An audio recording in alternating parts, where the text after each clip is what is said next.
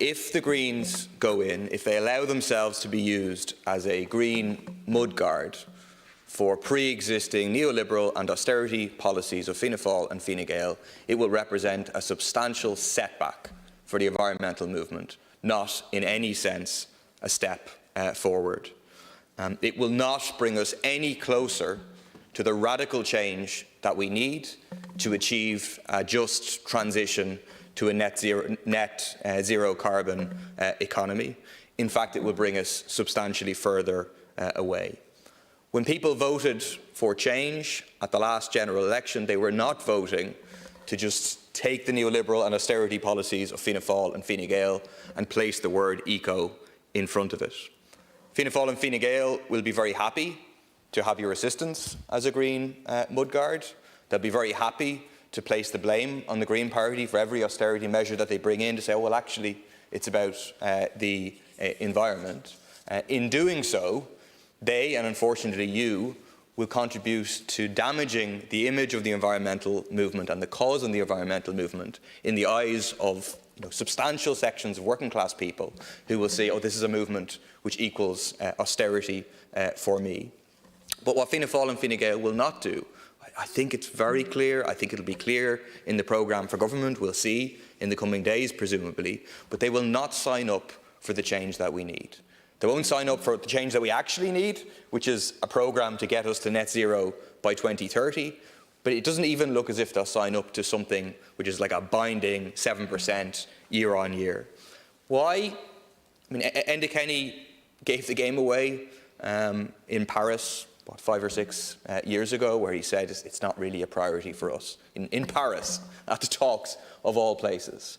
I mean, the current Taoiseach is more skillful, so he says now we can't be a laggard, etc. But the truth is that Ireland remains a laggard, and under Fianna Fáil and Fine Gael, Ireland will continue to be a laggard because they represent the big polluters. They represent big agribusiness, they represent the biggest polluter in this state, which is Ryanair, they represent the likes of CRH. And they are not willing to stand up to those big businesses responsible for the majority of carbon emissions in our state, because that's who they represent. Right-wing political commentators have been full of very helpful, useful, neutral advice to the Green Party, telling them that really the only responsible thing to do and the best thing for your own political future and so on is to go into government with Fianna Fáil and Fine Gael. They do so completely disregarding all of history of coalition with parties that portray themselves as being progressive or left or whatever, with right-wing parties in this country, which is there's a lot of history of it, a lot of stuff to analyse. They ignore all of that. They ignore the history of the Green involvement in government in similar circumstances in 2007, on the cusp of a major economic crisis, and they ignore all of that to say, no, this is really what you should do. And the reason they do that is to pile pressure on Green Party TDs, Green Party senators, and above all, Green Party members, in order to maintain stability from the point of view of the political and economic establishment in this country. The evidence from 2007 is clear. Obviously, the Greens were wiped out after in the following general election because they signed up for the bank bailout, the Troika deal, and all the rest of those measures. But they also made regression in terms of environmental measures. I mean, Eamon Ryan, as Minister, stood over the continuation of the building of the offshore refinery in Rossport and the onshore pipeline in a context when protesters, including myself, were being battered off the streets by the Gardaí serving the interests of Shell.